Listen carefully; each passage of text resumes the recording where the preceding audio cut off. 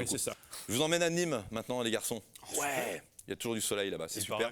Un reportage de 5 minutes tourné en compagnie d'artistes rennais, partis durant 2-3 jours pour un échange avec une salle de spectacle qui s'appelle La Paloma. Donc ils ont fait des concerts là-bas dans cette salle. Une tournée organisée par I'm From Rennes et toute l'équipe, joyeuse équipe du bistrot de la Cité. Regardez, joyeuse ambiance et soleil à La Paloma. Fin septembre, dans le centre-ville historique de Nîmes, un drôle de vélo intrigue les passants. C'est une invention rennaise, le jambophone. Pour diffuser de la musique, il faut pédaler. Si t'arrêtes de pédaler, ça fait quoi? Ah ben, ça arrête. Très vite, les Nîmois adoptent le jambophone et branchent leur portable. Parfois c'est même difficile de l'emmener quoi. C'est genre les gens veulent plus lâcher le truc et t'es obligé de débrancher. Du bruit et de l'animation pour promouvoir les 2 soirées carte blanche aux artistes rennais, programmées à la salle de spectacle La Paloma. Des concerts, des expos, une bataille de DJ et des galettes saucisses, forcément. À quelques kilomètres du centre-ville, voici donc La Paloma. Un équipement culturel remarquable, inauguré en 2012 et entièrement dédié aux musiques actuelles. Son directeur, Frédéric Jumel, est rennais. C'est un lieu qui fait 6000 m². Il est énorme. Il y a une grande salle de 1200 places, 1300. Il y a un club de 400. Il y a 7 studios de répétition, des appartements, des logements, des loges. Enfin, un local à radio, un local d'enregistrement, etc. C'est assez énorme. C'est une des dernières générations des scènes de musique actuelle en France. Une salle que connaissent bien les musiciens rennais du groupe Success. Ils sont venus plusieurs fois y travailler en résidence pour préparer leur tournée. C'est hyper cool cette salle parce que tu as tout, nous on a vachement fait de résidence, notamment ici. Tu dors là aussi, donc tu fais ta résidence, tu dors là, tu manges un peu en haut, dans ton truc jusqu'au bout. Et puis d'un point de vue purement acoustique, les salles sont exceptionnelles. On peut faire travailler une semaine 10-12 heures de son par jour et on a pas mal à la tête. Puis en plus ils ont du soleil, donc ils peuvent faire un patio comme ça.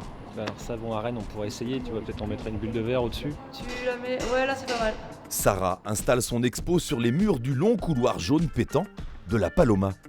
Des photos prises en Amérique latine, au Chili notamment, lors de manifestations étudiantes réprimées par les policiers chiliens. C'est vrai que je les porte pas trop dans mon cœur. La police chilienne, elle est quand même elle a des habitudes qui viennent directement de la dictature de Pinochet. Donc c'est une police qui a des comportements un peu fascistes, qui ont fait des violations sur des adolescentes, de la torture sur des jeunes. En face des clichés de Sarah, les Nîmois découvrent la spécialité rennaise. Non, c'est la première fois qu'on en mange. La galette saucisse. Ouais, c'est trop bon.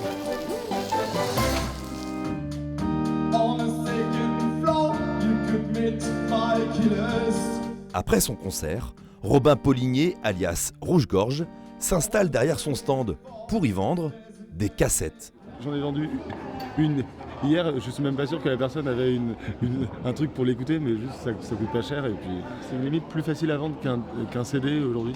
Avec les copains, dès qu'on entend un truc, on dit aux autres « Ah mais ça, ce serait cool de le sortir » et ça prend pas un an ou plein de thunes pour le faire. Leur show terminé, les Rennais de Lady Jane profitent de la terrasse VIP de La Paloma et réinventent les règles du ping-pong, version Roizone.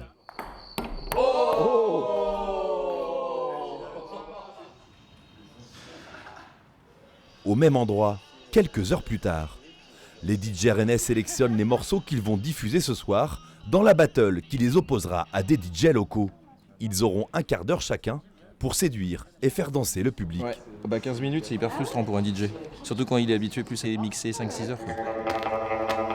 C'est parti.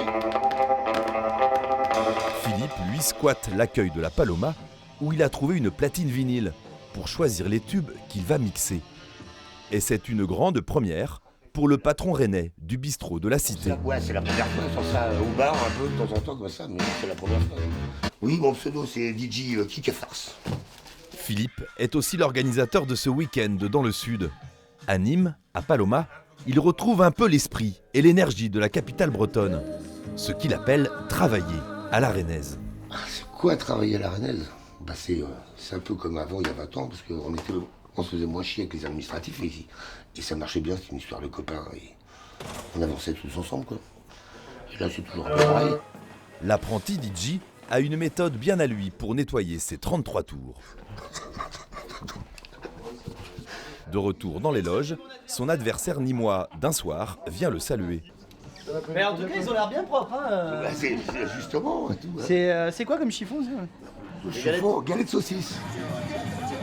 Dans la grande salle de la Paloma, la bataille des DJ Nîmes contre Rennes peut débuter.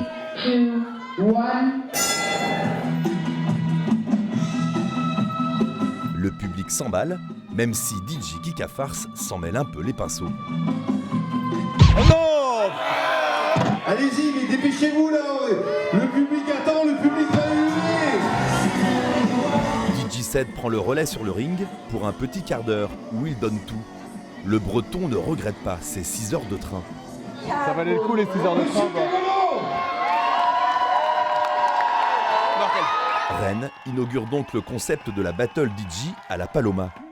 Une idée de Fred, le Breton de la salle nîmoise, qui reste très attaché à Rennes et garde un œil professionnel sur la vivacité de la scène musicale rennaise. J'étais agréablement surpris par le festival I'm From Rennes et ça permet de voir la densité des groupes qui ont un niveau pour beaucoup qui n'a rien à envier à d'autres villes comme Nantes ou autres dont on parle trop souvent. Shérif, technicien lumière, habite à Rennes. Il connaît par cœur toutes les salles de concert de France, qu'il visite toute l'année avec les musiciens qui l'accompagnent. Et partout où il va, on lui parle du rock à Rennes. Il y a toujours une espèce de, moi j'appelle ça un peu une légende,